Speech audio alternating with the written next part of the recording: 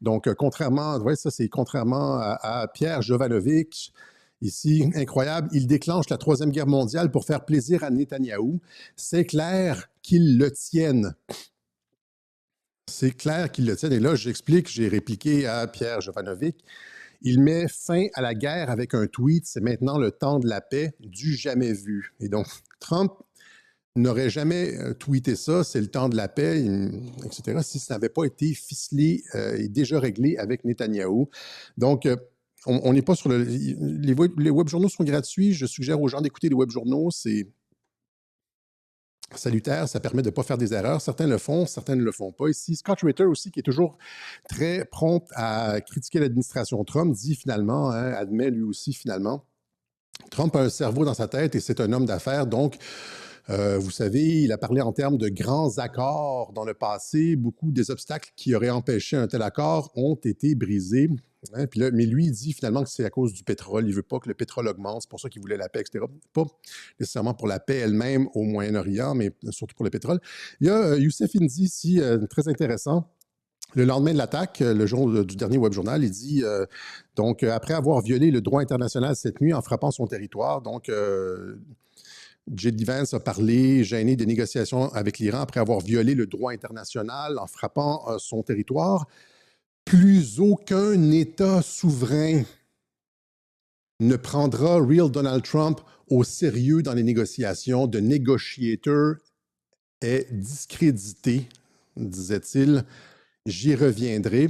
Et là, le surlendemain, peut-être après avoir écouté le web journal de Radio-Québec, on a un beau 180 ici. Voilà, la pièce de théâtre trumpienne est terminée. Pour ceux qui n'y comprennent toujours rien, je vais expliquer une énième fois la méthode Trump pour éviter la guerre.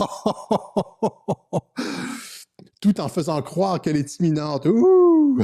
Alors ça, c'est comment on pourrait dire, c'est la haute voltige en termes de rattrapage. Mais c'est un bon garçon, Youssef Indy. Je ne crois pas qu'il est de mauvaise foi.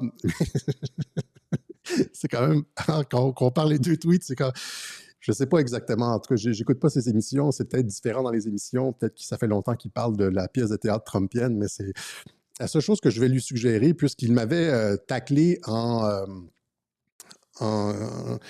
indirectement au sujet de Soleimani, c'est que s'il s'agit d'une pièce de théâtre ici avec l'Iran, Youssef, hein, convenu avec l'Iran, faire semblant de la guerre, etc., est-ce que ça ne pourrait pas aussi s'appliquer au cas de Soleimani? Hein?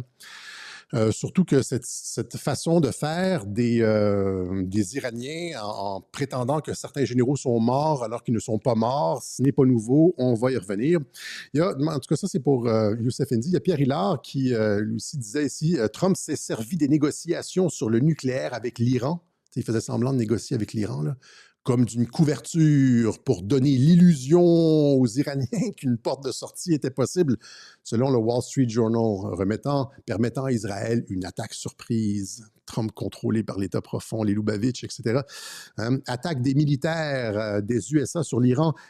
L'AIPAC a imposé ses vues. Trump est sous contrôle. L'AIPAC a imposé ses vues. Puis là, après ça, quand on voit le résultat et tout le monde qui... Ouais, selon les services de renseignement américains, les frappes n'ont pas détruit les infrastructures nucléaires iraniennes. Il y a un rapport qui a coulé, où est-ce que c'est... Et finalement, attaque sur l'Iran, sur le Qatar, mais administration Trump prévenue à l'avance par l'Iran, etc. Donc, finalement, Pierre, c'est bien beau de juste retweeter comme un fil de presse sur ton... Mais est-ce que tu vas en tirer les conclusions? C'est-à-dire que si finalement Trump n'a pas détruit le nucléaire iranien, que c'était juste comme que du tape à l'œil, est-ce que tu penses toujours qu'il est contrôlé par l'AIPAC, etc.? Est-ce que tu penses qu'il a été comme contraint de...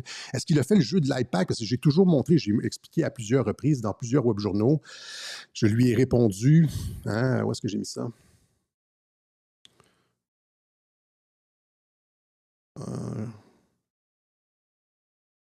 Je ne sais pas où est-ce que j'ai mis ça.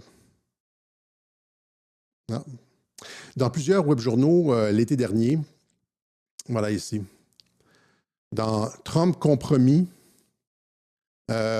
Trump, la genèse, 101, la genèse, et Trump, 102, l'opération. À quel point, de quelle façon Trump n'avait rien à voir avec l'AIPAC, ne faisait pas leur jeu. Indépendamment de si l'AIPAC donnait de l'argent, finalement, Trump n'attaquait pas l'Iran, etc. J'ai expliqué tout ça, mais bon, en tout cas, je veux dire, c'est que j'ai fait comme 4 heures là-dessus, point par point, avec une démonstration complète. Mais, donc, finalement, c'est ça, il n'y a pas eu d'attaque sur l'Iran. Et Trump a essentiellement sauvé le régime. Donc ça, c'est pour les réactions. Il y a eu une réaction intéressante de Thierry Messant qui est pas mal sur la bonne ligne sur Trump. On va remercier Idriss Aberkane qui nous a mentionné à 2-3 reprises qui nous a donné un certain crédit, et Sylvain Ferreira aussi.